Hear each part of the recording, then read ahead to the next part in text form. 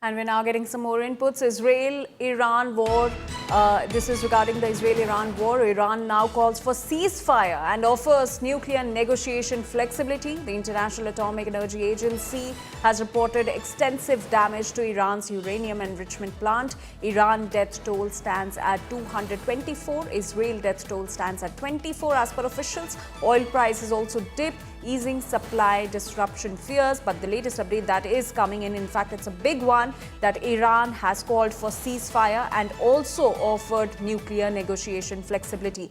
My colleague Pranay continues to stay with us to get us more details and context on this. Pranay, significant development coming to the fore. Iran has now called for ceasefire and in fact has also offered nuclear negotiation.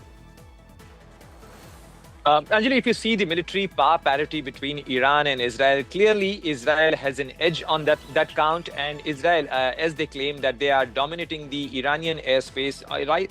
Even on the first day of this campaign, they have taken out the military, the air defense capabilities of Iran, and some of the surface-to-air missile facilities of Iran were also targeted by the Israeli Air Force. And thereafter, this is the fifth consecutive day of this Iran-Israel conflict, and Israel is repeatedly, consecutively, regularly hitting at different locations of Iran.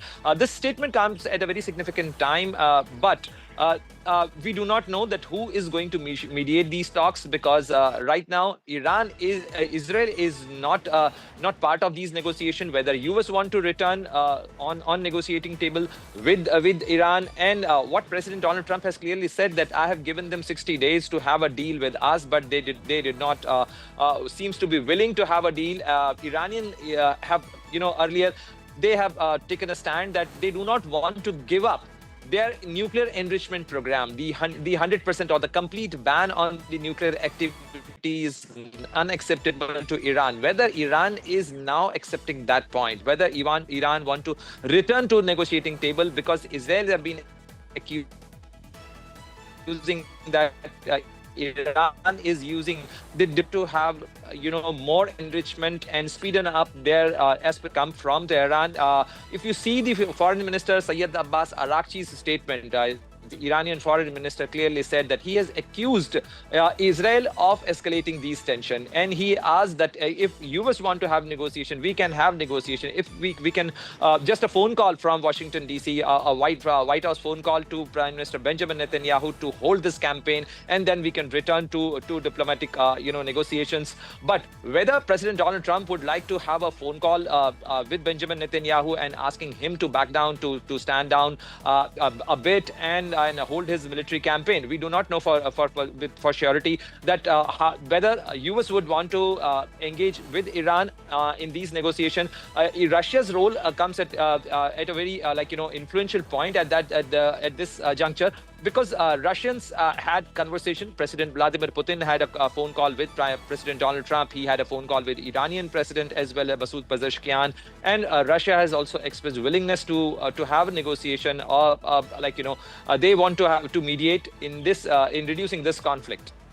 Right. Also, Pranay, what do you think prompted Iran to call for a ceasefire, and how credible is this call for flexibility in the nuclear negotiations?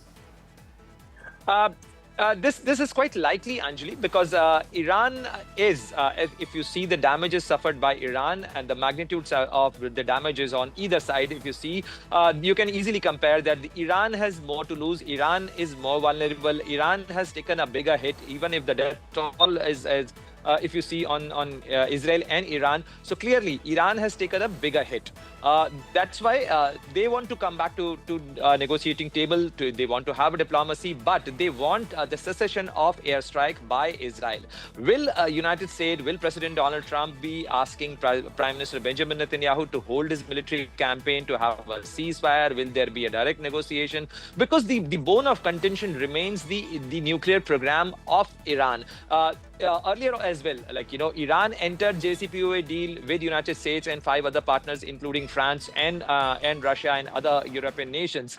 But President Donald Trump, during his previous tenure, has decided to call off that JCPOA deal and accuse Iran of using that money receiving from the Tehran was receiving from the Western nations in funding the excess of resistance, so-called excess of resistance, or the militant groups like Hezbollah, Hamas, Houthis, and Hezbollah Shabis in Iraq. So this clearly shows that President Donald Trump is directly accusing Iran. He wants Iran to completely give up its nuclear program, which is not the case so far. Whether Iran want to give up their nuclear program completely and 100% ban on the nuclear enrichment facility, we do not know.